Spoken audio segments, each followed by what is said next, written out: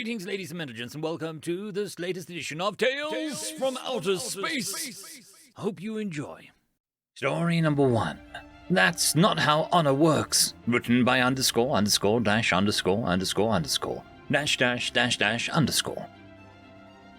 I approached my general's headquarters at a brisk pace. He had to know what I knew. The interloper had to be exposed, and the failure of my former company had to be brought to his attention. There shouldn't be officers like her, and they shouldn't be enlisted that follow her to death. I was right. Only the foolish and suicidal had maintained that position. After 3 knocks, I heard, "Enter!" I entered the room, snapping to attention and delivering a salute at my general's desk. He looked at me for a prolonged moment, returning my salute after an uncomfortably long period had passed between us. "You were persistent in seeing, Captain. What is it that you have to report?" The general demanded more than asked, his deep voice filling the small room covered with maps and charts. "Yes, sir.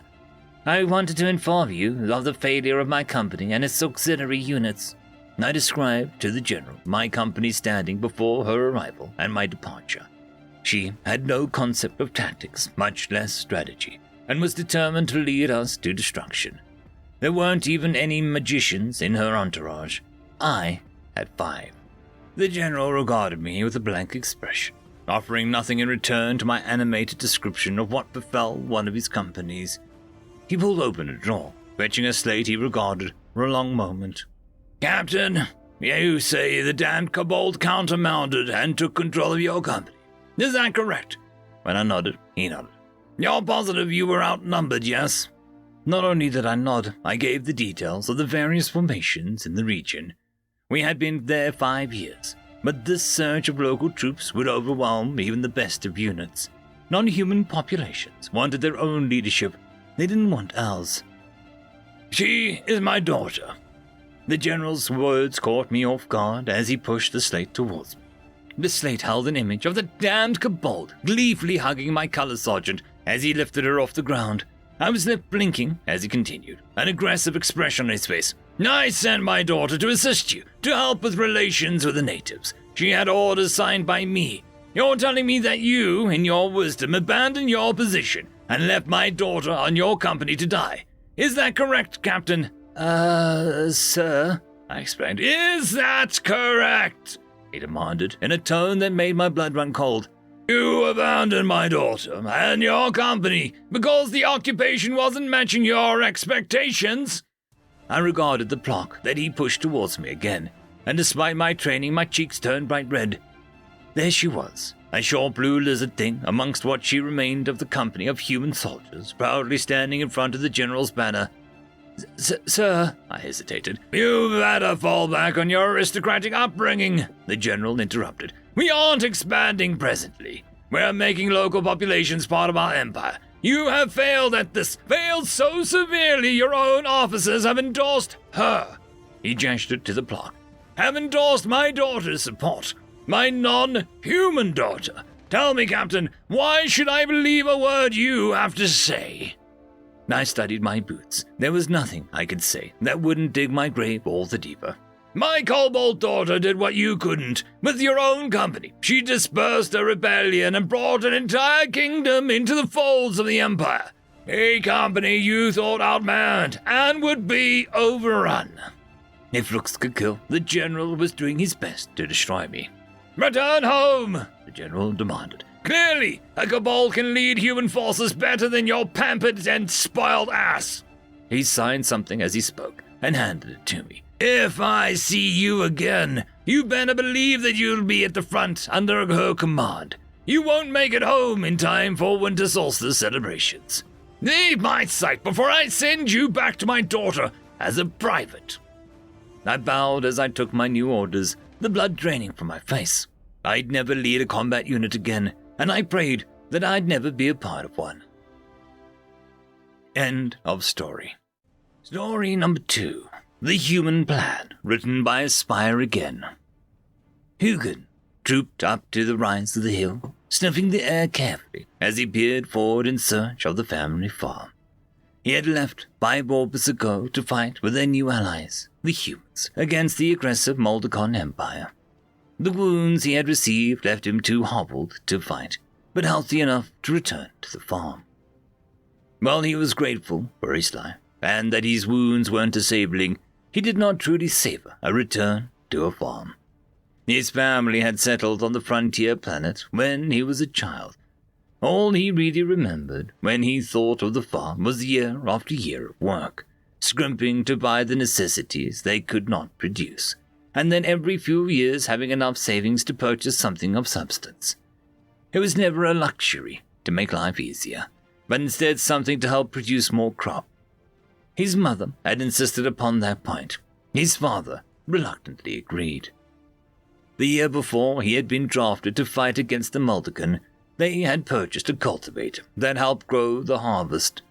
Hugin assumed that even with reports of good crops while he had been gone, they would still be saving to try and buy the power souls that his mother had dreamed would help clear the forest that surrounded their farmland, and to open more land to increase their crops substantially. He would be old and orange, Hugin thought. By the time the hard-scrabble land that they had settled on would be a real farm, like those on their faraway home planet. And there were no shortcuts, he grumbled. And that is why Hugin was astonished as he came to the top of the hill and looked down at the prosperous farm spread before him. His family homestead had at least tripled in size, and as he raised a paw to shield the dominant sun's glare, he saw even more land being cleared for cultivation by teams of workers. Fear rose in Hugin. Had the family land been taken over? Communications between the fleet and the frontier worlds were spotty at best, but Hugin could recall no concerning words from home, just that all was well. Hugin hurried to the farmhouse, now painted, and with a solar collector outside powering the farm. He even heard the soft sounds of music from within the home. Where had such luxuries come from? Hurriedly, Hugin began to open the door, and then suddenly feeling awkward, he scratched at the door. In a few moments the door opened and he saw his mother, wearing not the rough home-woven clothing from when he had left, but new, clearly purchased material from a clothing seller. Hugin's mother yipped in happiness and licked his face. Her ears perked high.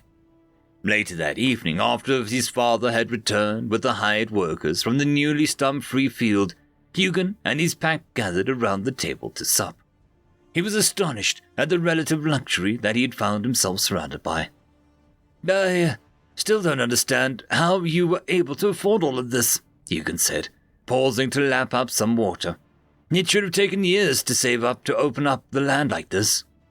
His father lit what Hugin recognized as human tobacco incendiary and leaned back. "Well, my pup, it's like this. After the human reserve fleet took orbit to help keep the Moldicon away while you were fighting, their merchants came shortly after." Hugin cocked his head sideways. He knew of the human merchants that had followed the combat fleet, selling cheap goods at high prices. A low growl emerged from Hugin. Hugin's father waved a calming paw. "Now I was suspicious at first, too. But if it weren't for them, we'd be in the same shape we were when you left. As we found out, those humans have some, hecking good ideas, especially when it comes to selling." Hugin's mother nipped at her mate. "Mukin, language!" Hugin's father nipped back playfully, and Hugin felt warm inside to see his sire and dame showing such affection. "What ideas?" Hugin asked. Hugin's father took a deep drag from his cigar and leaned forward, as if he was going to tell a secret. "Their ideas are what made it possible for us to invest so quickly into the place, to buy what we needed to produce the crop we knew would make a high profit, to clear the timber and get it to town to sell, to buy the clothes that make living and working just a little bit more comfortable." His father eyed the cigar he held. "And even to produce the income to save up enough that even your mother doesn't begrudge a few luxuries." He took another puff. Hugin's mother put a paw on her mate's broad shoulders as her mouth pulled back in what the humans would call a doggy smile. "Let me tell you, Hugin, about the wonderful thing the humans call the installment plan. End of story. I would quickly like to thank the Tier 5 members, Marky, Cam Maxwell, Caspar Arnolds, Oakfield, Lord Azrakul, and it's difficult to pronounce. Thank you very much.